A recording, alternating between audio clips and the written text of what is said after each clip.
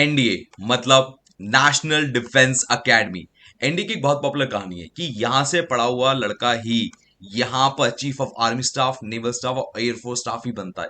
ये एक old truth है। एक और कहानी है, मैं एक्चुअली रिसेंटली ऑटोबायोग्राफी पढ़ रहा था जनरल वीके सिंह की, और उनकी कहानी में पता लगा कि वो पहले ऐसे कमांडो थे जो चीफ ऑफ आर्मी स्टाफ बने, और वो एनडीए के एलुमनाई भी थे। बड़ी बात है। एक पॉपुलर स्टोरी और आती है, मैं जब पुणे गया था तब मैंने सुनी थी। अगर मान लो एनडीए एक पाइप है और उसमें अगर आप बिल्ली भी डालोगे ना, तो 3 साल बाद वो शेर बन के निकलेगी। ये एक बहुत सुंदर कहानी है। मेरा नाम है Shubham Washne and like to welcome you on self selection board, और one step towards your uniform. देखो भाई, एनडीए में ना 5 लाख लोग फॉर्म भरते हैं। 5 लाख एप्लीकेंट की संख्या इतनी है। उसके बाद 2,50,000 ऐसे बंदे होते हैं जो सिर्फ प्रेजेंट होते हैं एग्जाम में, मतलब 50% ऑफ द जनता एबसेंट होती है। 50% जनता एबसेंट होती है। उसके बाद 1,50,000, मात्र 1,50,000 ऐसे बच्चे होते हैं जिनकी ना कुछ तैयारी होती है। कुछ तैयारी कह रहा हूं मैं, 100% वाले नहीं कह रहा। और उसमें ना ये आईआईटी वाले भी इंक्लूड होते हैं। अगर इनको भी हटा दें तो संख्या सीरियस एस्पिरेंट की मात्र 75,000 बैठती है पूरे देश में। मात्र 75,000, very small amount for any competitive exam. सोचो, सीरियस एस्पिरेंट पूरे इंडिया के लिए 75,000 है, और उसमें से 10 से 8 हजार के करीबन रिटन एग्जाम निकालते हैं। तो सोचो, इतना मुश्किल एग्जाम नहीं है जितना आपको लग रहा है। बहुत सरल है, बस आपको मेहनत करनी है। और फाइनली अगर आपने एसएसबी भी निकाल ली तो आप टॉप 400 में आ जाओगे। एसएसबी मैं रियली मानता हूं बहुत मुश्किल है, पर मैं रिटन एग्जाम को नहीं मानता। आप सोच के देखो, मेरा दिमाग तो एकदम चौंक जाता है कि सोच के देखो, सीरियस एस्पिरेंट की संख्या सिर्फ इतनी है, और उसमें से ये वाला कंपटीशन बीट करना है तो बहुत कम है। बहुत ज्यादा कम। मतलब अगर प्राइवेट में भी नौकरी लेने जाओगे तो इससे ज्यादा कंपटीशन बैठता है। सो प्लीज मेक श्योर इसको बहुत ध्यान से प्रिपेयर करो, और मैं आपको एक एक चीज बताऊंगा, एक एक चीज पॉइंट टू पॉइंट बताऊंगा भैया, कि भैया तैयारी कैसे करनी है। क्लियर है? अब बस मैं एक चीज चाहता हूं, हर साल एग्जाम के बाद ना मुझे बच्चे ऐसे रिव्यू भेजते हैं। मैं चाहता हूं कि आप भी मुझे ऐसे रिव्यू भेजो। क्लियर है? इसमें बताते हैं बच्चे, सर जो पढ़ाया वही आया, जैसे आपने बताया था वैसे ही आया, जीएटी में से सारे क्वेश्चन करके आया मैं। सर मौज कर दी, क्या आपको यूपीएससी का पहले से पता था? तो ऐसी बातें सुन के ना दिल खुश हो जाता है। तो बस मैं यही चाहता हूँ कि आप मुझे जरूर बताएं। मेरा जो नंबर है ना वो ये रहा, 9890051490। ये नंबर ऐसे सेव कर लो, और मैं चाहूंगा जिस दिन आपका रिजल्ट आए ना, आप मुझे जरूर मैसेज करो। चलो आगे बढ़ते हैं जरा। अब मैं आपको डिटेल में सारी चीज समझाता हूँ। अब भैया शुरुआत करते हैं अपनी तैयारी के साथ। तो देखो भैया, तैयारी में ना हमारे पास दो पेपर होते हैं, मैथ्स और जीएटी। मैथ्स 300 नंबर का है, जीएटी 600 नंबर का है। जीएटी में एक क्वेश्चन है 4 नंबर का, मैथ्स में एक क्वेश्चन है 2.5 का। तो बच्चे क्या करते हैं, जीएटी में तो खूब मेहनत करते हैं और मैथ्स को वीक छोड़ देते हैं। आप देखना, कोई भी बच्चा जिसका एनडीए नहीं निकला होगा, 99% चांसेस ये हैं कि उसकी कहीं ना कहीं मैथ्स वीक रह गई होगी। तो प्लीज मैथ्स को मत छोड़ना, पहली बात तो मैं ये कह रहा हूँ। कोई भी बड़े भैया हो जो आपको जेन्युइनली सच बताएं, वो आपको यही बताएंगे, बेटा मेरी मैथ्स वीक रह गई थी, इस वजह से मेरा नहीं निकला। तो प्लीज मेक श्योर कि आप मैथ्स पे बहुत फोकस करना, मैं बताऊंगा कैसे। सबसे पहले ना हमें समझना पड़ेगा कट ऑफ आती कितनी। तो भाई कट ऑफ आती है रिटन एग्जाम की 255 से लेके 350 तक। पिछले कुछ सालों से कट ऑफ 300 के नीचे ही जा रही है। दोबारा बोल रहा हूं, पिछले कुछ सालों से कट ऑफ 300 के नीचे ही जा रही है, जो कि वन ऑफ द लोएस्ट चल रही है अब तक के टाइम में। हाईएस्ट कट ऑफ गई है 350। ठीक है? कितने में से? 900 में से। 900 में से मात्र 255 अराउंड ही कट ऑफ जा रही है। लास्ट टाइम की मुझे याद है 288 गई है, जहां तक मुझे याद है। क्लियर है? तो भैया बहुत कम कट ऑफ जा रही है। तो भाई अब मेरी बात ध्यान सुनो, अगर इसको एग्जाम को तैयारी करना है, ये मत सोचो कि मुझे हिस्ट्री भी करनी है, पॉलिटी भी करनी है, इकोनॉमिक्स भी करनी है, ज्योग्राफी भी करनी है, साइंस भी करनी है, करंट अफेयर। एक स्ट्रैटेजी बनाओ इसकी। स्ट्रैटेजी क्या रहनी चाहिए मेरे हिसाब से? आप रोज कुछ सब्जेक्ट रोज करोगे। मैथ्स रोज करोगे, इंग्लिश जरूर करोगे, जीएटी में साइंस, ज्योग्राफी और करंट अफेयर ये जरूर करोगे। अब ऐसा मैं क्यों कह रहा हूं, ध्यान समझो। मैथ्स तो अपने आप में 300 नंबर का है, जो तुम्हें पता होना चाहिए। मैथ्स अपने आप में 300 नंबर का है। इंग्लिश जो है वो 200 नंबर का है, और साइंस की वेटेज 220 नंबर की है। ज्योग्राफी करंट अफेयर जो हम कर रहे हैं ना, वो बैकअप है हमारा, कि मान लो कुछ बिगड़ गया तो भैया हम बच जाएं। मैं ऐसा क्यों कह रहा हूं, मेरी बात ध्यान समझो, मैं आगे बताता हूं तुम्हें। देखो, मान लो 300 में से मात्र तुम 100 नंबर लिया है मैथ्स के अंदर, इंग्लिश में भी 100 नंबर लिया है, तो साइंस के अंदर भी 100 नंबर लिया है। तो अगर मैं 100 प्लस 100 कर दूं तो कितना हो गया ये? 300। अगर ये 300 नंबर बैठ रहा है, इसका मतलब कट ऑफ निकल गई। सोच के देखो, 300 नंबर पे कट ऑफ निकल, बिल्कुल सर कट ऑफ निकल गई। पर बैकअप में हमें चाहिए। बैकअप में हमें चाहिए ज्योग्राफी और करंट अफेयर। ये आपका ना करीबन 100 नंबर से लेके 150 नंबर तक का बैकअप रख लेगी, और अगर आप कहीं गिरे तो आपको उठा लेगी। क्लियर है? इनफैक्ट मेरिट लाने में भी बड़ा मदद करता है। मेरिट क्या होता है मैं आपको बाद में बताऊं, पर समझ लो कि ये 100 से लेके 150 नंबर ला देगी। अब बचता है हिस्ट्री, पॉलिटी, इकोनॉमिक्स। देखो बेटा, मैं ये नहीं कहता हूं कि आपको इन तीनों सब्जेक्ट पे हार्डकोर मेहनत करनी चाहिए, क्योंकि आज तक जितने बच्चे निकले हैं उन्होंने इसी चीज की, इसी सीक्वेंस की पे ज्यादा मेहनत की है और उनका एग्जाम निकल गया है। क्लियर है? बट फिर भी एक और backup, second backup, plan A तो ये रहा हमारे पास, प्लान बी हमारे पास ये रहा। अब प्लान सी पे बात करते हैं। प्लान सी पे ना आप हिस्ट्री पे काम करो, ठीक है? हिस्ट्री पे और पॉलिटी पे। इकोनॉमिक्स को प्लीज छोड़ दो, क्योंकि इकोनॉमिक्स ना सिर्फ 4 क्वेश्चन लेकर आती है, प्लस जो इकोनॉमिक्स आती है ना, इकोनॉमिक्स, अकेली इकोनॉमिक्स, वो आती है क्लास 12 की। अब क्लास 12 का सिलेबस पढ़ना थोड़ा इतना आसान काम नहीं होगा, ठीक है ना? तो भैया दोबारा बोल रहा हूं, प्लान ए ये है कि हमें ये खत्म करना है, प्लान बी ये है कि हमें इस पे बहुत ज्यादा फोकस रखना है, और प्लान सी क्या है कि हमें इसके इंपॉर्टेंट क्वेश्चंस तो कम से कम करके जाने, जिससे भैया अगर कुछ गड़बड़ हो गया, हमारे अकॉर्डिंग पेपर नहीं आया, तो हम बच जाएं। क्या मेरी बात समझ में आ रही है? बिल्कुल। अब देखो यार, जो मैं ऑफलाइन बैच में पढ़ाता हूँ ना अपने मेरिट में, वही मैं तुम्हें सब कुछ बताने वाला हूं। तो ये मत सोचना कि यार इसकी तो कोचिंग थी तो ये ना थोड़ा थोड़ा ही बताएगा, ऐसा नहीं है। मैं आपको प्रॉपर बुक्स बताऊंगा, मैं प्रॉपर एक एक चीज बताऊंगा कि कहां से आपको करना चाहिए। क्लियर है? तो प्लीज मेक श्योर ये मत सोचना कि ऑफलाइन कोचिंग वाला जो गाइडेंस होगा वो यहाँ नहीं मिलेगा। बिल्कुल मिलेगा, आपको प्रॉपर मिलेगा। इसकी जो प्रॉपर पीडीएफ है इस पूरे प्लान की, आपको टेलीग्राम पे मिलेगी। टेलीग्राम पे सर्च करने के लिए आपको क्या करना पड़ेगा, आपको लिखना पड़ेगा टेलीग्राम पे जाके एनडीए सेल्फ सिलेक्शन बोर्ड। जैसे ही आप टेलीग्राम पे लिखोगे सेल्फ सिलेक्शन बोर्ड, तो ये आपको मिल जाएगा। याद रखना, एनडीए जरूर लिखना है स्टार्टिंग में। हमारे 2 से 3 टेलीग्राम चैनल हैं, तो वरना आप गलत में ज्वाइन हो जाओगे। पहले लिखना एनडीए, फिर सेल्फ सिलेक्शन बोर्ड, और वहां पर आपको टेलीग्राम मिल जाएगा, और वहीं पर आपको पीडीएफ मिलेगी। पीडीएफ का नाम होगा एनडीए स्ट्रेटेजी करके। क्लियर है? चलो अब जरा आगे बढ़ते हैं।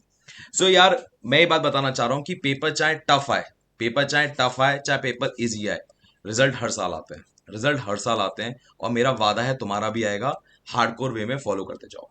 दूसरी मैं एक बात कहना चाहूंगा, थैंक यू सो मच। हर साल मैं ये वीडियो निकालता हूँ और हर साल मुझे लाखों में व्यूज मिल जाते हैं, उसके लिए बहुत बहुत शुक्रिया। पर मैं माफी चाहता हूँ, इस बार लेट हुआ था, क्योंकि जैसा मैंने बताया ऑफलाइन क्लासेस भी चलाता हूँ, तो ऑफलाइन में बच्चे जम्मू, बिहार, दूर दूर से आते हैं, ठीक है, मोदी नगर, बहुत दूर दूर से आते हैं। सो उन्हें पहले सेटल करना जरूरी था, इसलिए भैया ये लेट हुआ है, ठीक है।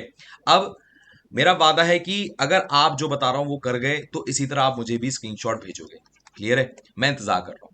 अभी मैंने आपको थोड़ी देर पहले बताया कि मैथ्स में 300 मार्क्स का होता है, साइंस 220 की होती है, और इंग्लिश 200 मार्क्स की होती है। क्या मेरी बात समझ में आ रही है? बिल्कुल समझ में आ रही है सर। अब आपको इसमें खेल खेलना है। खेल क्या खेलना है, ध्यान सुनना मेरी बात। जब मैथ्स जो होती है, वो जो 300 नंबर की मैथ्स होती है, उसमें आपको हर हाल में वो टॉपिक करने हैं जिनका हाई वेटेज है। दोबारा बोल रहा हूं, जिनका हाई वेटेज है वही करने हैं, तभी आप 100 मार्क्स स्कोर कर पाओगे। अगर आप सब करने की कोशिश करोगे तो ये नहीं है पॉसिबल। दूसरी बात, इंग्लिश में आपके पास कोई एक बुक मत मान लो। जैसे कई लोग क्या कहते हैं, एसपी बख्शी ले ली, रानी मैम की किताब ले ली। ऐसा मत करो। अगर तुम ऐसा करोगे तो फंस जाओगे, क्योंकि ये जो किताबें बनाई गई हैं वो एसएससी सीजीएल के लिए बनाई गई हैं, ना कि तुम्हारे एग्जाम के लिए। समझो मेरी बात। आपके पास जो कोर बुक होनी चाहिए, कोर बुक होनी चाहिए, वो है एनसीईआरटी। कौन सी बुक है? एनसीईआरटी। अब मैं आपको समझाता हूं कैसे कैसे, ठीक है? देखो जरा मेरी बात। अच्छा, एक बात और, आप में से ऐसा हो सकता है किसी ने पहले एनडीए दिया हो और उसे लग रहा हो कि यार मुझे ना शुभम वार्ष्णेय से ना 1 to 1 बात करनी है। बिल्कुल करो। आप में से गूगल मीट पे कनेक्ट हो सकते हो। अगर ऐसा आपको मन करे ना, तो आप ना, ये नंबर है, इस पे मुझे कॉल कर सकते हो 6 PM to 9 PM। बस सैटरडे संडे ऑफ है, सैटरडे संडे मत कॉल करना। इस नंबर पे आप कॉल कर सकते हो, कोई भी आपके सवाल हो कर लेना। पर याद रखना, यहाँ पर आपको अपॉइंटमेंट लेना पड़ता है, क्योंकि बेटा सबसे अगर बात करनी है तो एक शेड्यूल तो चाहिए ना। बात समझ लो मेरी बात। Please make sure of one thing, ठीक है ना? बाकी मैंने आपको टेलीग्राम का बता दिया, आप काम की बात पे आते हैं। देखो, एग्जाम का पैटर्न चेंज हो रहा है, समझो मेरी बात। हर साल एनडीए का लेवल बढ़ता जा रहा है, हर साल बढ़ता है। और देखा जाता है जो सीडीएस का पैटर्न होता है ना, वो अगले साल एनडीए के उसमें चेंज हो जाता है। यकीन मानो, जैसे मैं आपको एग्जांपल दूं, प्रूफ, इस साल का प्रूफ दूं। आज से पहले कभी भी वर्ड क्लासेस नहीं आए थे। एनडीए 2024 से पहले कभी भी वर्ड क्लासेस नहीं आए थे, बट इस साल आए थे। इस साल आए थे, देखो ये रहा वर्ड क्लासेस, ये रहा वर्ड क्लासेस। क्या है कि एक वर्ड के नीचे अंडरलाइन कर दी, पूछ लिया नाउन एडजेक्टिव एडवर्ब पार्टिसिपल क्या होता है, ये पहले नहीं आते थे।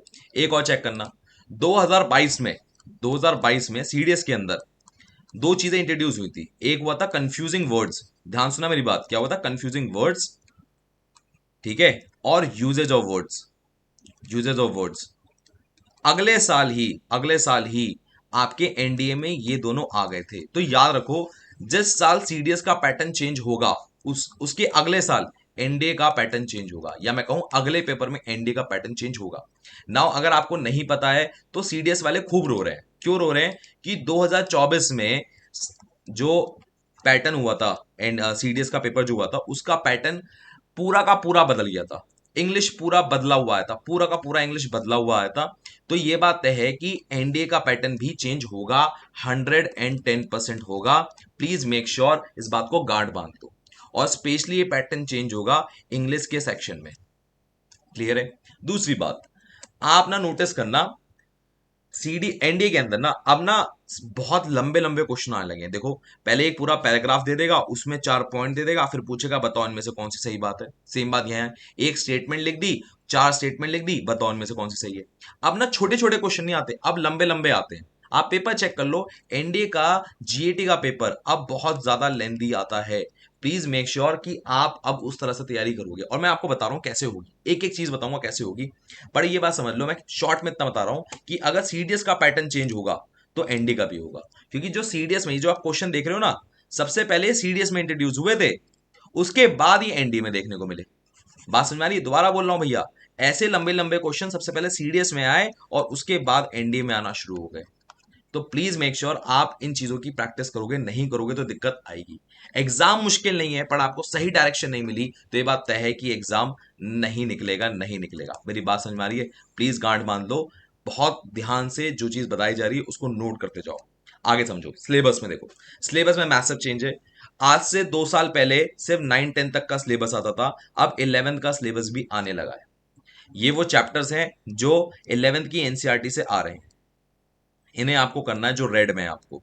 बात समझ में आ रही है? और बाकी जितने भी मैंने आपको लिख के दिए हैं ब्लैक में, ये सब क्लास 9-10 के, ये सब क्लास 9-10 के। क्लियर है? अगर कोई ऐसा बच्चा है जो ऑनलाइन क्लास का है या ऑफलाइन क्लास का है जो उसे देख रहा है, तो बेटा आपको कोई चिंता लेने की बात नहीं है। जो हम आपको पढ़ा रहे हैं वो आपको एग्जाम में दिखेगा, आपको टेंशन नहीं लेनी। जो सेल्फ स्टडी कर रहे हैं प्लीज ध्यान रखिएगा कि ये चैप्टर्स आप नोट डाउन कर लो, ये आप खत्म करोगे ही करोगे। क्लियर है? दूसरी बात, 1 जुलाई को पीवाईक्यू के अकॉर्डिंग, जैसे पीवाईक्यू का पैटर्न होता है, ठीक है, पीवाईक्यू से याद रखो टॉपिक रिपीट होता है, क्वेश्चन कभी रिपीट नहीं होता। दोबारा बोलता हूं, पीवाईक्यू से टॉपिक रिपीट होता है, क्वेश्चन रिपीट नहीं होता। तो मैं 1 जुलाई से 10 साल के पूरे पीवाईक्यू सारे लेकर आऊंगा, और 10 साल का मतलब है 20 क्वेश्चन पेपर प्रॉपर आपको करके दिखवाऊंगा, और आपको वो करने हैं, और हो सकता है आपको एग्जाम में वो कॉपी पेस्ट मिले। आज तक होता आया है, इस बार भी होगा। क्लियर है? अब आती है ज्योग्राफी की बात। ज्योग्राफी में भूल जाइए, क्लास 9th और 10th की आती है, अब भूल जाओ। ज्योग्राफी आती है क्लास 11th की पार्ट 1 और पार्ट 2। क्लास 12th को टच मत करना, टाइम वेस्ट मत करना, सिर्फ इतना ही आता है। 28 टॉपिक हैं, ये 28 के 28 आपको करने हैं, और आपको एग्जाम में से बाहर नहीं दिखेगा। क्लियर है? ऐसे ही बोल रहा हूं, सेम बात ज्योग्राफी भी, ये सेम चीज जुलाई 1 के बाद आपको यूट्यूब चैनल पे दिखेगी, यूट्यूब पे दिखेगी। और जब यूट्यूब पे दिखेगी तो प्लीज इस बात को ध्यान रखना कि ये जो ज्योग्राफी है ये आप करना जरूर। मैं गारंटी दे रहा हूं इसमें से 110% क्वेश्चन रिपीट होंगे, हर साल रिपीट हो रहे हैं, लास्ट भी रिपीट होते हैं। अच्छा, कुछ लोग सोच रहे होंगे कहाँ आएगी वीडियो, भैया यूट्यूब पे आएगी। ये खाली पेड बैच वालों के लिए नहीं है, जो नॉन पेड है उनके लिए भी है, ये फ्री है। क्लियर है? सबके लिए, पर देखना जरूर। इसके बाद हिस्ट्री की सिलेबस की बात करें, भाई हिस्ट्री का सिलेबस की कहानी क्या है, मेरी बात बहुत ध्यान सुनना। हिस्ट्री का सिलेबस बहुत वास्ट है। मेरी आपको सलाह है, अगर आप हिस्ट्री का सिलेबस कर रहे हो तो इसमें सब कुछ ना करते हुए वैदिक सिविलाइजेशन जरूर करना, इससे क्वेश्चन बनता ही बनता है। फिर बुद्धिज्म जैनिज्म से हर साल क्वेश्चन बनता है, मॉडर्न पीरियड से बनता है, पोस्ट मॉडर्न पीरियड से बनता है। उसके बाद ही आर्ट एंड कल्चर जरूर करना। मैंने किताब का नाम लिखा है Nitin Singhania hand written notes, ये आईएएस के नोट्स हैं, आईएएस के नोट्स हैं, समझ लो। तो प्लीज इसे करना जरूर, ये तुम्हें बहुत फायदा देगा। क्लियर है। और यहां पर ना क्लास 11 की एनसीईआरटी और लगती है हिस्ट्री के लिए, इसे प्लीज बेटा जरूर करना। आपको एक भी क्वेश्चन बाहर से नहीं मिलेगा। हिस्ट्री सारा कंप्लीट करने की कोशिश मत करो, अगर सारा कंप्लीट करने जाओगे तो 3.5 महीने लगेंगे, 3.5 मंथ्स, वो प्रैक्टिकली पॉसिबल नहीं है। क्लियर है। तो जो कराया जा रहा है उस पर आप पूरी जान लगा के काम करना, ठीक है। चलो यहां तक की बात होगी, अब आते हैं मेडिवल में। मेडिवल में याद रखो, आपको ना ये ज्यादा याद रखना है कि जो हिंदू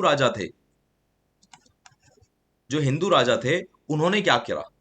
मुगलों पे ज्यादा फोकस नहीं करना है, मैं अभी बोल रहा हूं, मुगलों पे फोकस नहीं करना है। क्यों मैं ऐसे कह रहा हूं बेटा, बीजेपी की सरकार है, जिसकी सरकार होती है उसकी लाठी चलती है, समझ रहे हो मेरी बात, शॉर्ट में बता रहा हूं। और अभी बता रहा हूं 4 जून को बीजेपी की सरकार ही बन रही है, बात समझ रहे हो मेरी बात, ये बात सत्य है। क्लियर है। तो भैया इस बात को ध्यान रखो कि ये सारे टॉपिक आपको करने ही करने हैं, और हर हाल में करने हैं, कोई रोकने वाला नहीं है। और यही आएंगे, सारे ही करने पड़ेंगे अगर आप हिस्ट्री को चूज कर रहे हो। बट याद रखना, मैं बार बार बोल रहा हूं, choose history as a last subject. Last subject होना चाहिए इसे करने के लिए, पूरे दिन बैठ के इसे नहीं करना है। अगला देखो जरा, हिस्ट्री के साथ आती है मॉडर्न हिस्ट्री। मॉडर्न हिस्ट्री में ना आपको ध्यान रखना है कि गांधी जी को छोड़ देना है। गांधी जी को छोड़ दो, मतलब पढ़ो एक बार, पर गांधी जी याद मत करो, गांधी जी से एक भी क्वेश्चन नहीं आएगा। आपका जो आएगा वो आएगा ब्रिटिश सरकार को हराने के लिए। ब्रिटिश सरकार को हराने के लिए जो बाकी रिवोल्यूशनरी लीडर्स थे उन्होंने क्या किया, भगत सिंह ने क्या किया, राजगुरु ने क्या किया, सुखदेव ने क्या किया, लाला लाजपत राय ने क्या किया, बटुकेश्वर दत्त ने क्या किया, तो ये सब पूछा जाएगा आपसे। तो प्लीज, सुभाष चंद्र बोस ने क्या किया, बाल गंगाधर तिलक ने क्या किया, ये सब आपसे पूछा जाएगा, प्लीज इसको याद रखना। और जितने भी रिवोल्ट हुए हैं उन सबका सीक्वेंस एक जगह लिखा हुआ होना चाहिए। दोबारा बोल रहा हूं, जितने भी रिवोल्ट हुए हैं उन सबका सीक्वेंस एक जगह लिखा हुआ होना चाहिए, तभी आप उम्मीद करो कि आप एग्जाम में कॉपी पेस्ट सवाल देखोगे। मैं दोबारा बोल रहा हूं, क्लियर है। ओके। मॉडर्न हिस्ट्री बहुत आसान है। बेस्ट बुक जो है उसके लिए, उस बुक का नाम है स्पेक्ट्रम। बहुत आसान किताब है, प्लीज जरूर करना। किताब की मतलब जो विड्थ है उसे देख के मत डरना, ठीक है। जब मैंने अपने ऑनलाइन ऑफलाइन कोर्स में पढ़ाया है तो मैंने बड़े तमीज में पढ़ाया, और मैंने दिखाया कि देखो भैया ये आराम से हो सकती है, और ये मैं आपसे भी उम्मीद करता हूं ये हो जाएगी। कोई डरने की बात नहीं है। मैंने आपको जो टॉपिक लिख के दिए ना, ध्यान सुनो मेरी बात, जो टॉपिक मैंने आपको लिख के दिए आपको बस वही करने हैं। जो मैंने आपको लिख के दिए हैं, सारे जो मैंने आपको लिख के दिए हैं, बस आपको वही करने हैं। इस बात को आप गांठ बांध लो, इससे ज्यादा कुछ मत करना, ठीक है। चलो, सेम बात मैं हिस्ट्री के लिए बोलूंगा। यूट्यूब पे हिस्ट्री आएगी, पूरे पीवाईक्यू आएंगे। कब से आएंगे? 1 जुलाई से आएंगे, तो उसे देखना मत भूलना, लिंक डिस्क्रिप्शन में डाल दूंगा। कहां पर आ रहे हैं? यूट्यूब पे आ रहे हैं, दोबारा बोल रहा हूं। अब आते हैं इकोनॉमिक्स। क्या इकोनॉमिक्स करनी है? नहीं, नहीं करनी है। Do not waste time a single second की आप इकोनॉमिक्स करोगे। इकोनॉमिक्स बहुत वास्ट होती है, क्लास 12 एनसीईआरटी की आती है। Do not waste your time, क्योंकि इससे सिर्फ 4 क्वेश्चन आते हैं। 4 क्वेश्चन करने के लिए इतनी मेहनत मत करो। तुम्हारे ये 4 क्वेश्चन का प्रेडिक्शन मैं गारंटी से दे रहा हूं, मैं कह रहा हूं, जो मैं ये वीडियो करा रहा हूं इससे आएगा। 4 क्वेश्चन यहीं से फंसेंगे, इससे बाहर नहीं फंसेंगे। तुम ये कर लेना बस, पर कर लेना। 4 क्वेश्चन का मतलब होता है 40 नंबर। 4 क्वेश्चन का मतलब होता है, सॉरी, 4 क्वेश्चन का मतलब होता है 16 नंबर, गलत बोल गया, 16 मार्क्स। ये बहुत अच्छा है, सिर्फ एक वीडियो में हो जाएगा आपका। क्लियर है। इसमें ना सीडीएस और आईएएस के पास्ट ईयर क्वेश्चन लेके मैं आपको कराऊंगा, और आप देखोगे कि रिपीट हुए। समझो मेरी बात, तो प्लीज करना जरूर। सीडीएस आईएएस के लेके चलूंगा, मिलेगा आपको क्वेश्चन, वादा है मेरा। पर खुद से करने मत बैठना, दोबारा बोल रहा हूं, खुद से करने मत बैठना। सिलेबस मैंने प्रॉपर लिख के दिया है, जो एग्जाम में रिपीट होते हैं। मन है कर लो, बट मैं रिकमेंड नहीं करूंगा, तुम्हारे पास इतना समय नहीं है। बात समझ में आ रही है। पॉलिटी बहुत डिफाइन वे में करनी है, बहुत शॉर्ट करनी है। प्रीएम्बल शेड्यूल सबसे पहले करना है, सबसे इंपॉर्टेंट टॉपिक है। उसके बाद ये 4 टॉपिक करने हैं, बहुत इंपॉर्टेंट है। उसके बाद ये करना है तीसरा, फिर लास्ट में ये करना है। ये सबसे वास्ट है, ये सबसे वास्ट है, सबसे ज्यादा है ये सबसे आखिर में करना है। इन्हीं टॉपिक से चलना। और अगर किताब यूज करनी है तो बेस्ट किताब इज लक्ष्मीकांत और क्लास 11 की एनसीईआरटी। अगर आप ये कर गए, मेरा वादा है आपको, आप फाड़ दोगे पेपर, मेरा वादा है आपको। क्लियर है। अब लास्ट आता है करंट अफेयर। भैया करंट अफेयर कभी मत छोड़ना। देखो, अभी रिसेंटली एक ट्रेंड चेंज हुआ है सीडीएस के पेपर में। सीडीएस के पहले वाले पेपर में करंट अफेयर करीबन 34 के आसपास आई थी, और इस बार सीडीएस 124 में करंट अफेयर आई है 40, जिसमें से 14 क्वेश्चन डिफरेंस के थे। इसका मतलब ये है, तुम्हारे केस में भी ये पैटर्न चेंज होगा। बहुत ज्यादा करंट अफेयर उछलेगी, मैंने क्या बोला था, अगर सीडीएस का पैटर्न चेंज हुआ है तो अगली बार किसका चेंज होगा, एनडीए का चेंज होगा। प्लीज इसे गांठ बांध लो, ये आएगा ही आएगा, यही इसका तरीका है, यही इसका पैटर्न है, प्लीज गांठ बांध लो। करंट अफेयर से कॉम्प्रोमाइज मत करना, वरना खून के आंसू रोगे, मैं सच बता रहा हूं, खून के आंसू। और अगर तुम यही स्ट्रैटेजी मान के चले तो हमें देखने को मिलेगा कि यार करंट अफेयर ने इतना सारा वेटेज लेके चला था कि पेपर निकालना बड़ा ही सिंपल हो गया। बात समझ रहे हो मेरी बात? चलो, अब याद रखना कि मैं जो करंट अफेयर लाता हूं ना, एवरी मंथ की 31st को लाता हूं, पर जून में ना मैं आपके सामने 15 जून को लेकर आऊंगा। हुआ क्या था कि मुझे मई मंथ में करंट अफेयर लेकर आनी थी, बट क्या था कि बहुत लोड हो गया था, एनडी की वीडियो, स्ट्रैटेजी वीडियो बनानी थी, सीडीएस की बनानी थी, एफकेट की भी बनानी थी, प्लस 2-3 पॉडकास्ट भी शूट करने थे, तो इस चक्कर में थोड़ा डिले हो गया है। तो भैया मैं इतना ही चाहूंगा कि आप 15 जून को जनवरी, फरवरी और मार्च की करंट अफेयर प्लीज करना। और मैं आपको एमसीक्यू जो दूंगा ना करंट अफेयर के, वो ऐसे लंबे लंबे दूंगा, देखो दिखाता हूं मैं आपको, ऐसे लंबे लंबे क्वेश्चन दूंगा, तो प्लीज उन्हें ध्यान से करना, आपको उनसे क्वेश्चन दिखेंगे, पक्का वाला है। क्लियर है? ध्यान रखना, हर साल देखो करंट अफेयर मेरी ना छपी छपाई आती है, मैं अगर आपको दिखा सकूं, देखो कहीं किसी बच्चे ने रिस्पॉन्स जरूर करा होगा करंट अफेयर पे, किसी ने फीडबैक में, कहीं ना कहीं तो होगा।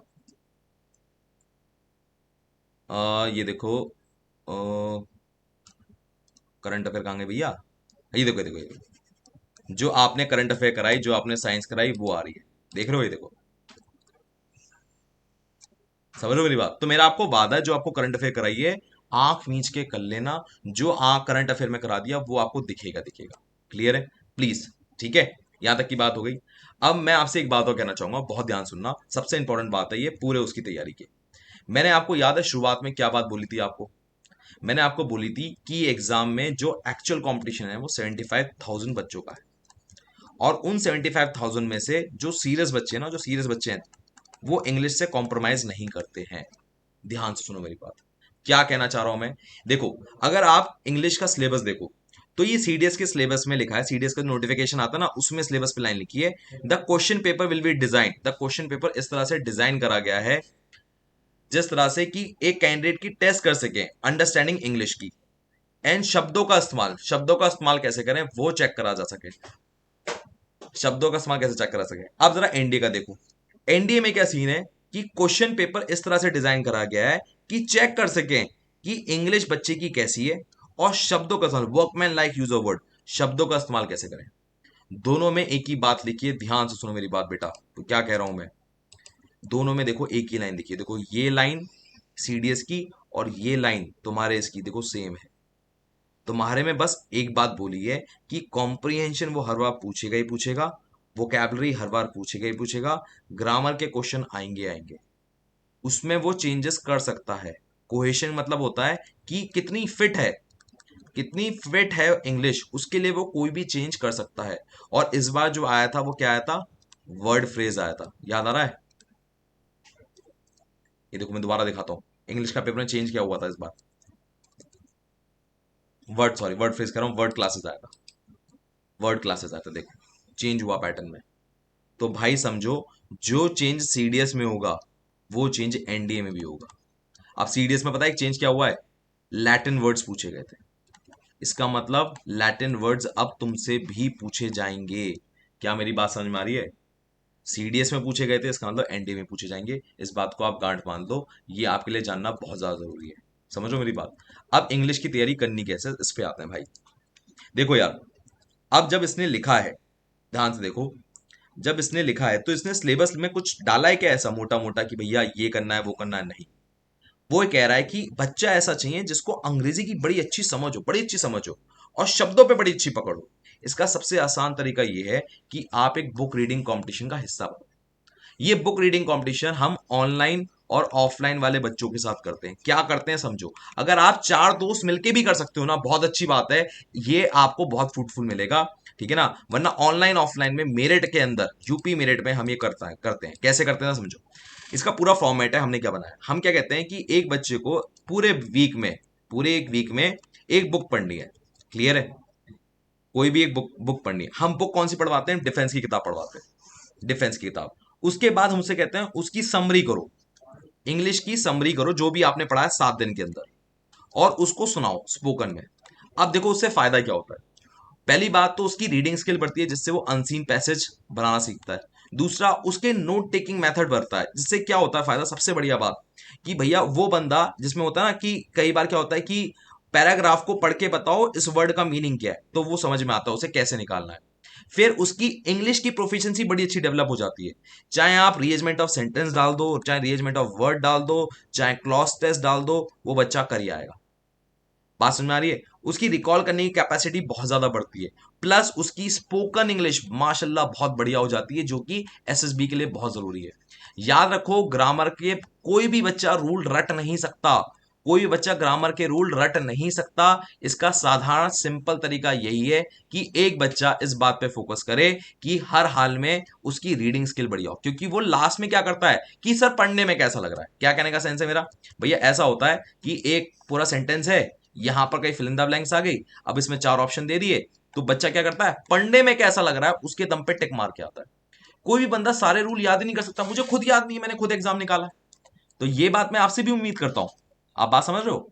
पर मैंने बच्चों से यही क्यों कहा कि आप डिफेंस की किताब पढ़ो? मैंने क्यों कोई अलग किताब पढ़ने को नहीं कह दिया? देखो, अगर तुम डिफेंस की किताब पढ़ोगे ना, तुम्हारा मोरल हाई रहेगा बेटा। ये एग्जाम, मानता हूं कंपटीशन आपका सिलेक्टेड बच्चों से है, पर बेटा टफ है, बिल्कुल टफ है। अगर एक बच्चे में जिद ना हो, दोबारा बोल रहा हूं, अगर एक बच्चे में जिद ना हो तो ये कंपटीशन निकल नहीं सकता। इसलिए please read the book of the arm forces. आपके ना गूजबम जब आएंगे ना, तो आपको खुद लगेगा कि यार इस चीज के लिए तो मैं बनाऊं, और रोज आप तैयारी के लिए लग जाओगे। Plus please give at least 30 minutes of your time to one of these books. Please दो आप, प्लीज मेरी आपसे बहुत ज्यादा रिक्वेस्ट है, ठीक है? अब यार देखो, अगर आप, मैं आपसे रिक्वेस्ट तो यही करूंगा कि प्लीज ऑनलाइन ऑफलाइन में आ जाओ। हम बच्चों को मोटिवेट करने के लिए ना फौज के पोस्टर भी देते हैं, जिसकी मदद से बच्चों को लगे कि हाँ यार मैं कुछ कर रहा हूं। जैसे ही बुक रीडिंग कंपटीशन हुआ, कोई फर्स्ट आया, उसको प्राइज मिलता है, प्राइज में हम ऐसे गिफ्ट देते हैं। तो मैं तो आपसे ये कहूंगा कि अगर आपको लग रहा है, एक बार हमारे साथ जुड़ के तैयारी करके देखो, आपको अंतर समझ में आएगा। हर कोचिंग में जो होता है वो इस कोचिंग में नहीं होता है, ठीक है ना? हमारी कोचिंग में सिर्फ 30 ही बच्चे होते हैं। हर सब्जेक्ट के लिए 2 टीचर होंगे। मेंटोर के लिए पर्सनली मैं हूंगा। आपका रिटन, एसएसबी, मेडिकल, सब मैं देखूंगा। मैं आपकी मदद करूंगा। आपकी रिटन की क्लासेस भी होंगी, एसएसबी क्लासेस भी होंगी, और जो नया फॉर्मेट आया है उस पर क्वेश्चन कराए जाएंगे। प्लस जो भी एक्टिविटी होगी ग्रुप एक्टिविटी फॉर्मेट में होगा, जिससे एसएसबी की तैयारी बढ़ती रहे आपकी, आपका टीम एफर्ट्स दिखे। क्योंकि यार एसएसबी एक टीम गेम है, ना कि इंडिविजुअल का। तो अगर आपको एसएसबी की तैयारी शुरुआत से करनी है तो मैं आपके लिए जुड़ा हुआ हूं। कई लोगों का एक ख्याल होता है कि रिटन प्लस एसएसबी साथ नहीं करना चाहिए। नहीं, बिल्कुल साथ करना चाहिए। एसएसबी के लिए कोई भी ऐसा कोई हीरा नहीं होता, कोई डायमंड नहीं होता कि एकदम से पैदा हुआ और वो एसएसबी निकाल देगा। एसएसबी समय मांगता है। Please give your time. अगर आप ये टाइम नहीं दोगे तो दिक्कत आएगी। याद रखो, इंग्लिश के मैं ग्रामर रूल्स कराता हूं। प्लीज मेक श्योर वो यूट्यूब पे आएंगे। वो कब आएंगे? 1 जुलाई को। एक्चुअली ये तो ऑलरेडी है, अगर आप अभी डिस्क्रिप्शन में लिंक देखोगे ना, आपको ग्रामर रूल मिल जाएंगे। ये अभी यूट्यूब पे पड़े, मैंने हटाए नहीं है ये भी है, ठीक है ना? अब आते हैं मैथमेटिक्स पे। मैथ्स 2 लोगों के लिए, जिनके पास पीसीएम है और जिनके पास मैथ्स नहीं है, मतलब पीसीएम नहीं है, आर्ट्स के हैं, कॉमर्स के हैं, उनके लिए भी है। अब बात समझो कैसे। मैं उनसे रिक्वेस्ट करना चाहूंगा कि जो मैथ्स है, I will not recommend any book. जो मैथ्स मैंने कराई है आपको, ठीक है ना, जो मैंने त्रिशूल बैच के अंदर कराई है, जो ऑनलाइन बैच है, उसमें मोर देन सफिशिएंट है। हमने 4 लेयर में मैथ्स कराई है। पहली लेयर कि बच्चे को खाली 1 2 3 लिखना आता है। सेकेंड लेयर जिसमें हम एनडीए के कंसेप्ट करा रहे हैं, उसमें हर एक वीडियो जो है ना 20-20 मिनट की है। क्लियर है? उसके बाद आता है इंपॉर्टेंट क्वेश्चंस प्लस पीवाईक्यूज, और इसके अंदर हम ना 1 आवर 30 मिनट्स 2 आवर्स की वीडियोस होती हैं। फिर हम कराते हैं चौथी लेयर, लास्ट लेयर है डीपीपी, डेली प्रैक्टिस पेपर, जो पीवाईक्यू से अपर लेवल की होगी। काफी क्वेश्चन टफ होंगे। बात समझ रहे हो? अगर एक बच्चा ये कर गया, उसका एग्जाम निकल गया। समझो मेरी बात। तो मैं कोई बुक रिकमेंड नहीं करना चाहूंगा स्पेशली मैथ्स के लिए, क्योंकि मैथ्स के लिए आर एस अग्रवाल आउटडेटेड हो चुकी है, ठीक है? दूसरी बात, एक किताब आती है पाथ फाइंडर। मैं ये नहीं कहूंगा किताब खराब है, बट उसने काफी टाइम से अपने उसमें अपडेट नहीं किए हैं। अगर आप उसको रेफरेंस के लिए यूज कर रहे हैं तो इंग्लिश के लिए जरूर कीजिए, बहुत अच्छी किताब रहेगी आपके लिए। पर मैथ्स के लिए मैं नहीं कहूंगा, ठीक है? ये बात। और अब यहां से हम जरा आगे चलते हैं। अब मैथ्स करनी कैसे, देखो मैथ्स को हम 4 लेयर में डिवाइड करते हैं। ध्यान सुनो मेरी बात। मैथ्स में ना कंसेप्ट पे क्वेश्चन दिए जाते हैं, ऐसे नहीं होता बहुत टफ क्वेश्चन दिए जाएंगे, कंसेप्ट वाइज क्वेश्चन देंगे कि कंसेप्ट क्लियर है क्वेश्चन हो जाएगा। दूसरा होता है फॉर्मूला बेस्ड, फॉर्मूला बेस्ड कि अगर फॉर्मूला याद है तो क्वेश्चन हो जाएगा। चौथा होता है आईआईटी, आईआईटी के लेवल क्वेश्चन आ रहे हैं बड़े टफ। बीच में होता है ट्रिक, थोड़ा स्मार्ट बंदा चाहिए, यहां पर ही लगती है प्रैक्टिस, यहां लगती है सबसे ज्यादा प्रैक्टिस। देखो 10 से 15 क्वेश्चन तो इसके आ गए, ध्यान सुनो कंसेप्ट वाले के, 10 से 15 इसके आ गए, तो टोटल अगर आप पकड़ोगे तो ये अराउंड 25 से लेके 30 के बीच में बैठ रहे हैं। 15 क्वेश्चन और चाहिए हमें एग्जाम निकालने के लिए, वो यहां पर आके फंसते हैं। और यहां पर हमें हार्ड कोर प्रैक्टिस करने वाला बंदा चाहिए मैथ्स को। बात समझ में आ रही है, तभी हो सकता है ये। आईआईटी वाले क्वेश्चन तो भैया कोई करता ही नहीं है, छोड़ देते हैं, टाइम इतना होता ही नहीं है, इसको तो छोड़ ही दो। ये होते हैं क्वेश्चन, यहां पर पूरा पेपर खेल खेलता है, और इसकी संख्या पूरे पेपर में 60% होती है। 60% ऐसे क्वेश्चन दिए जाएंगे जो ट्रिक और थोड़ा स्मार्ट ब्रेन वाला होगा वही बंदा कर सकता है। क्लियर है? अब आपके पास समय कम है, सब करने की कोशिश मत करो, दोबारा बोल रहा हूं, सब करने की कोशिश मत करो। एलजेब्रा 100% करो, स्टैटिस्टिक्स 100% करो, ट्रिग्नोमेट्री 100% करो, और इसमें इनवर्स भी करो। कई लोग कहते हैं इनवर्स से एक ही क्वेश्चन, तो आसान आता है यार, इजी आता है, करो। ट्रिग्नोमेट्री कर ली तो इनवर्स सिर्फ वनडे का खेल है, वनडे मैच है फिर ये। ज्योमेट्री पूरी करो, एक बार को आप 3D छोड़ सकते हो, बाकी आप पूरी करो। क्लियर है? कैलकुलस में एप्लीकेशन ऑफ डेरिवेटिव करो, लिमिट करो, डिफरेंशिएशन करो, पर इंटीग्रेशन छोड़ दो, क्योंकि इंटीग्रेशन अकेले खत्म करने में 3.5 मंथ लग जाता है। अगर खत्म करना ही है तो बस ओनली डू एनसीईआरटी, लिखा भी है यहां पर मैंने, ओनली डू एनसीईआरटी। ठीक है? क्योंकि इंटीग्रेशन आप इतनी जल्दी खत्म कर नहीं पाओगे, आपके एग्जाम के लिए इतना समय है नहीं। बात समझ में आ रहे हो? अगर आप अभी क्लास 11 से क्लास 12 में आए हो, आप इंटीग्रेशन इतनी जल्दी नहीं कर पाओगे। So please try to understand, जो बता रहा हूं वो बिल्कुल डंके की मतलब नॉक पे बता रहा हूं, आपको वो मिलेगा ही मिलेगा एग्जाम में, और आप बहुत बेनिफिट करोगे। अब मैं आप कहोगे सर इंटीग्रेशन तो बहुत वेटेज का आता है, ये आता है वो आता है, नहीं। कैलकुलस टोटल पूरा कैलकुलस 33% का आता है, पूरा कैलकुलस 33% का आता है, पर उसमें अकेला इंटीग्रेशन 2 से लेके 3 क्वेश्चन तक का वेटेज रखता है बस। प्लीज इंटीग्रेशन में अपना दिमाग खराब मत करना, वरना सपना टूट जाएगा। 3.5 महीने 3.5 मंथ जाते हैं इस एग्जाम को, सॉरी इस इंटीग्रेशन को खत्म करने में। प्लीज डोंट डू इट, मेरी आपसे हम्बल रिक्वेस्ट है, समय बर्बाद मत करना, गांठ बांध लो इस बात को। मैंने आपके सामने सारे चैप्टर्स लिख दिए हैं, जिससे कोई भी 11th क्लास का बच्चा कंफ्यूज ना हो। 12th वालों को तो पता ही होता है भैया क्या क्या टॉपिक्स हैं अपने, ठीक है ना? Please have a look on it, ठीक है? बाकी मैं आपसे इतना ही कहूंगा, if you want to learn from me online, मेरा आपको वादा है कि आपको हर हाल में जो मैं पढ़ा रहा हूं क्वेश्चन दिखेंगे। आपको सिंपल प्ले स्टोर पे जाना है, सेल्फ सिलेक्शन बोर्ड की आपको ऐप मिल जाएगी, वहां पर सेल्फ सिलेक्शन बोर्ड ना ऐप आपको मिल जाएगी। बैच का नाम है त्रिशूल, चाहे आप नॉन मैथ्स हो चाहे आप मैथ्स बैकग्राउंड के हो, दोनों के लिए ये बैच बना हुआ है। एकदम जीरो से मैथ्स पढ़ाएंगे, एकदम जीरो से, कोई दिक्कत नहीं आएगी। क्लियर है? सेम वे ये आईओएस पे भी है, पर आईओएस के लिए ना ये वाला जो नंबर है, इस नंबर पे आपको लिखना पड़ेगा iOS, आपको ऑटोमेटिकली लिंक आ जाएगा। क्लियर है? बात समझ में आ रही है? याद रखो, पूरा का पूरा जो ऑनलाइन कोर्स है वो अपडेटेड पैटर्न पे रहेगा। बात करने के लिए मैं खुद होऊंगा, 6 से 9 में रात में बात करता हूं, और आपको मुझे रिपोर्ट करना है। लाइव डाउट सेशन होंगे, अगर मान लो आपको कोई तकलीफ आ रही है, आप खुद मुझे मैसेज करो, कॉल करो कि सर मुझे इस क्वेश्चन में तकलीफ आ रही है, मैं आपकी मदद करूंगा। ठीक है? सारे नए फॉर्मेट में क्वेश्चन होंगे, और all test and classes are like group competition, सब में ग्रुप कंपटीशन होगा। मैं आपको वादा कर रहा हूं कि आपको जब मैं मिल रहा हूंगा पर्सनली, तो आपको महसूस होगा कि एक बड़ा भाई मिल रहा है, लाइक अ बिग ब्रदर। आपके दुख तकलीफ सुनने के लिए मैं हूं यहां पर। बात समझ में आ रही है? This is the whole thing. मेरा नंबर ये रहा, कोई दिक्कत आए मेरे बच्चे याद कर ले मेरे को, मैं तेरे साथ खड़ा हूं। ये जर्नी तेरी अकेले की नहीं है, मेरी भी है, क्योंकि मैं ये डिमांड करता हूं जिस दिन तुम सिलेक्शन लो तो पीओपी का इनवाइट प्लस मिठाई दोनों मुझे चाहिए।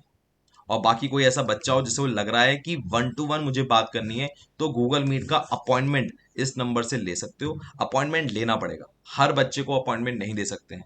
जो बच्चा इंटरेस्टेड है उस पूरे अपॉइंटमेंट को लेने के लिए वो ले सकता है। इस अपॉइंटमेंट की हाँ फी होती है, बिल्कुल होती है। पर बहुत स्मॉल अमाउंट की होती है, और वो अपॉइंटमेंट 7 डेज तक चलता है।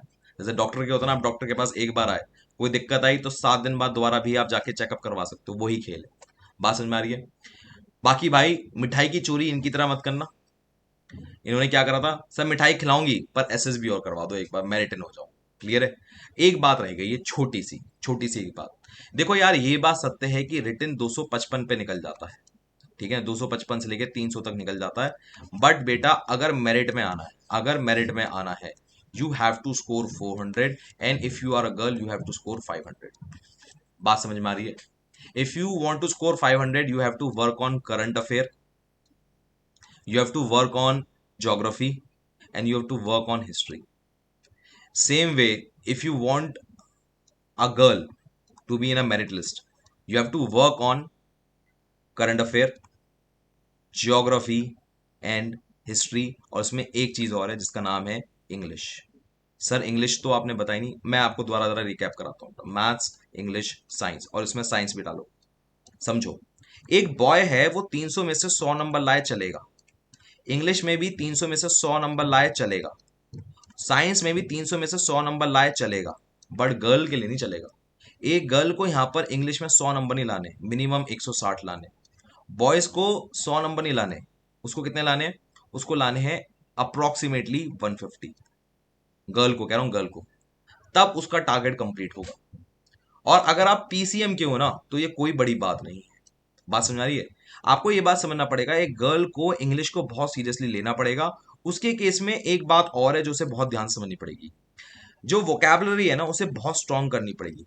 होता क्या है कि पूरा पेपर इस तरह से डिवाइड है कि 30 क्वेश्चन जो आएंगे वो वोकैब और ईडियम फ्रेजेस के ऊपर आएंगे, और जो 20 क्वेश्चन आएंगे वो ग्रामर के आएंगे। तो ये 30 क्वेश्चन है ना, अगर उसमें से बच्चे को सिर्फ 4-5 आते हैं तो दिक्कत है, उसे कम से कम 15-20 आने चाहिए। और 15-20 अगर वो चाहती है कि उसे आए, तो बॉयज से एक एक्स्ट्रा मेहनत ये करनी पड़ेगी कि एनडीए के पीवाईक्यू छोड़ के, एनडीए के पीवाईक्यू कह रहा हूं छोड़ के, उसको सीडीएस के पीवाईक्यू प्लस एफकेट के पीवाईक्यू प्लस एसएससी सीजीएल के पीवाईक्यू उसे लगाने पड़ेंगे, जिससे क्वेश्चन वोकैब के उसे रिपीट होते हुए दिखेंगे। तब ये बात तय है कि 160 नंबर कोई बड़ी बात नहीं। क्लियर है? बात रही साइंस की, अगर एक बच्ची साइंस स्ट्रीम की है तो उसे सिर्फ क्वेश्चन प्रैक्टिस पे बहुत ज्यादा ध्यान देना है। क्वेश्चन जितना ज्यादा प्रैक्टिस करेगी, ये बात तय है कि वो क्वेश्चन एग्जाम में उसे आते हुए दिखेगा। बात क्लियर है? कोई बड़ी बात नहीं है, सिंपल बोल रहा हूं मैं भाई, एक बार और रिपीट करता हूं, कोई कंफ्यूजन नहीं होना चाहिए। सिंपल है, एक गर्ल को इंग्लिश में 200 में से 160 नंबर लेकर आने हैं, साइंस में लेकर आने हैं 220 में से अराउंड 150 टू 180। क्लियर है?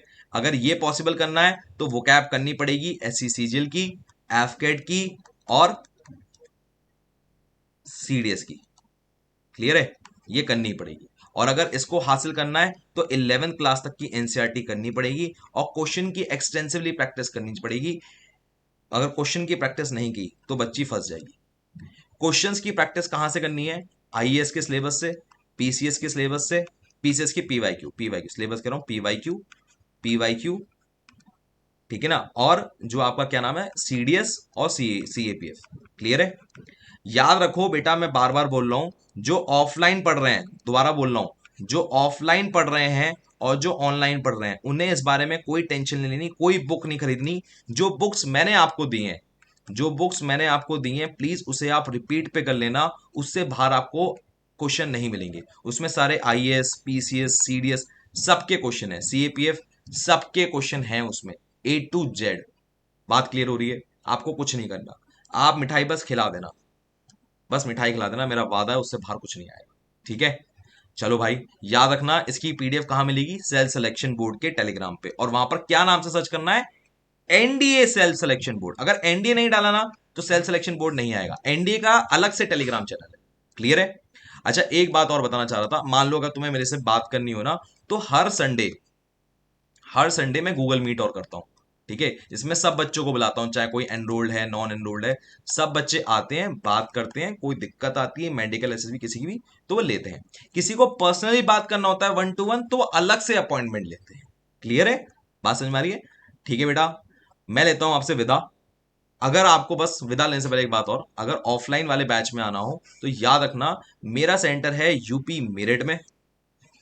और ये किसके पीछे है, मतलब किसके सामने, चौधरी चरण सिंह यूनिवर्सिटी के जस्ट सामने। यहाँ पर भैया फोटो भी हमने लगाई रखी होगी, कहांगे भैया फोटो, ये रही, चौधरी चरण सिंह के जस्ट सामने है। यहाँ पर आप आ सकते हो, मोस्ट वेलकम है, मिठाई जरूर खिलाना। एक बात फिर से याद दिला रहा हूं, ये एग्जाम बिल्कुल मुश्किल नहीं है। एनडीए को देने के लिए 5 लाख लोग आते हैं, सीडीएस को देने के लिए इसकी संख्या 8 लाख हो जाती है, और अगर मैं आईएएस की बात करूं तो इसकी संख्या 25 लाख तक हो जाती है, और बैंकिंग की बात करूं तो ये संख्या 35 लाख तक हो जाती है। पटवारी के एग्जाम में ये पटवारी का एग्जाम होता है, पटवारी के एग्जाम में ये संख्या 50 लाख हो जाती है।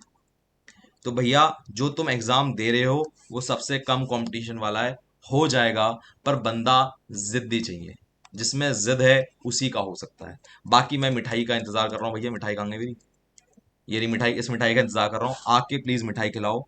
ठीक है, तुम्हारा अगर सिलेक्शन हो और कोई भी बात करनी हो, तुम्हें लग रहा है यार, तो आ जाओ मेरठ, चौधरी चरण सिंह के जस्ट सामने मेरठ में है। आप आ जाओ, गूगल पे डालना सेल्फ सिलेक्शन बोर्ड, अपने आप मिल जाएगा लोकेशन, गूगल ऑन करना, आ जाना यहाँ पर, मैं इंतजार कर रहा हूँ। Jai Hind, take care, bye bye, thank you.